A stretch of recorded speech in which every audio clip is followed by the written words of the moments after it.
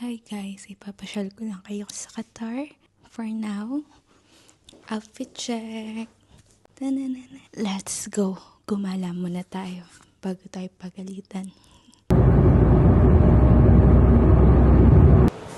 So guys, nandito ako sa metro station. Pinagtitinginan ako. Kaya? Well, I don't care. So guys, if you arrive here in Doha, pinakauna na dapat matutunan is your transportation. Introduce ko lang sa inyo yung metro train. 2 reals lang siya, which is pag kinonvert natin sa Philippine peso is 30 to 32 peso. We have like a red line, green line, and yellow line. Parang LRT1, LRT2 sa Pilipinas. So, konektado siya. Bawa nandito ako sa red line, kahit lumipat ka ng green line, hindi mo na kailangan mag-exit pa. Lipat ka na agad sa ibang trains. So, you don't need na mag-pay for another 2 reals. Parang kung galing ka sa dulo ng red line, papunta sa dulo ng green line, 2 reals lang din.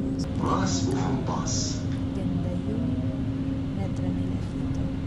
For the Uber naman, guys, para lang siyang grab sa atin. Though we only pay cash, we always experience yung the double deduction siya sa amin if we're using card payment. Para na ako na-experience ngayon. So we always pay cash. Ang pangit lang dun, naiyakan ako na yung sukuli. Pero ikaw yun, nasa iyo kung may sukuli or hindi. Meron din kami karma dito. It's like a taxi sa atin sa Pilipinas.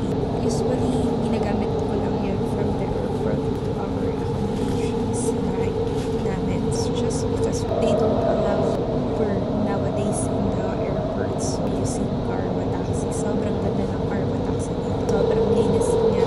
And I don't know kung saan nagpo-park yung mga Karma taxi dito sa Qatar. Where this is really using. After a long discussion of the transportation here in Qatar, dito na ako sa Souq Waqif. Papakalis na ako dahil masabasher kung tinitignan nila ako.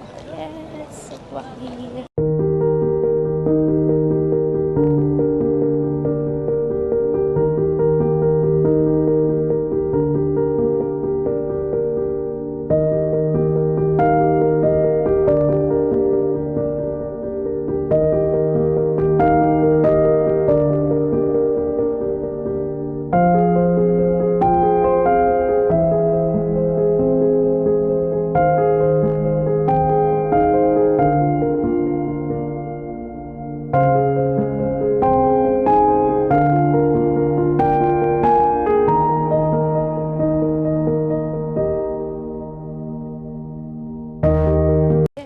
Welcome to Souq Waqif.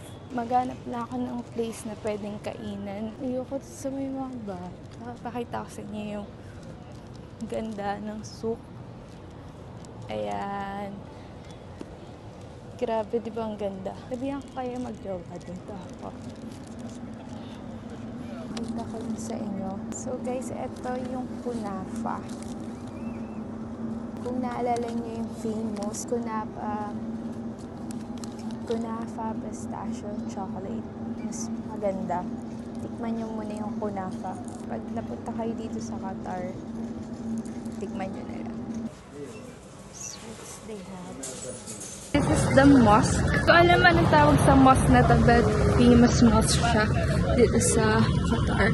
Nasa kabilang part na ako ng Souq. Ayan yung Souq. Tumawid lang ako dito. Grabe.